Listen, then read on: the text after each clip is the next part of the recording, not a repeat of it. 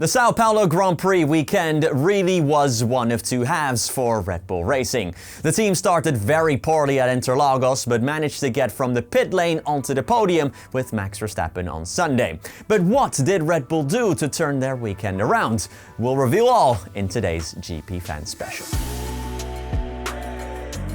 Every team simulates the entire weekend in the factory before ever stepping foot on the circuit. The data that comes out of this is usually what determines the setup on Friday.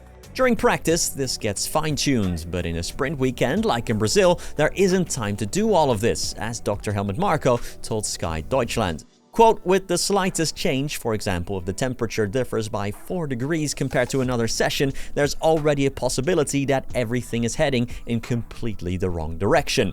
But also with the right heights, how it all fits together. The difference between the data from the simulator and reality is simply still too great.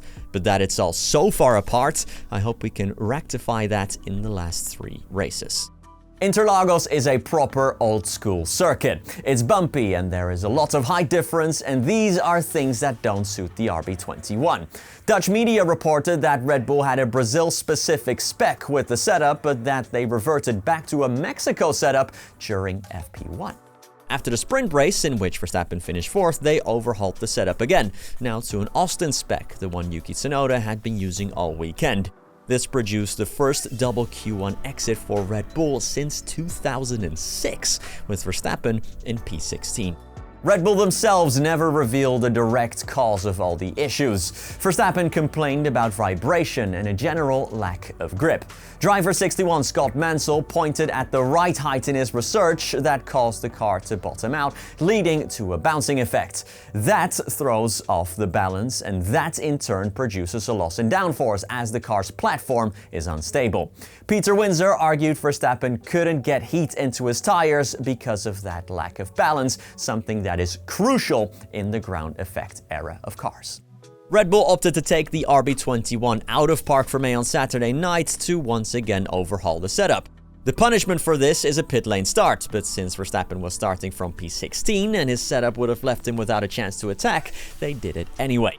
They installed their old spec pre-Mexico floor in order to find the famously small sweet spot in Interlagos.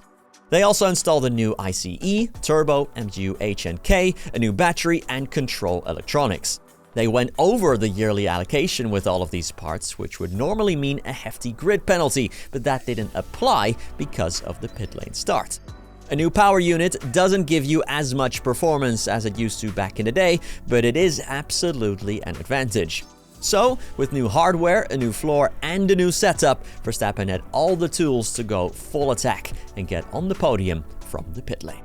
Red Bull has shown us then that they're capable of completely turning a weekend around after a horrible start. The fact it was a sprint weekend, of course, played a part, since Red Bull often starts a week on a non-optimal setup because of that lack of sim correlation. In 2027, Red Bull should have their wind tunnel operational, and they hope that should solve the issue. But that should explain what Red Bull were struggling with in Brazil, and that is it as far as today's GPFans Special is concerned. So I hope you enjoyed it, and hopefully catch you in the very next one. Thank you for watching, and peace.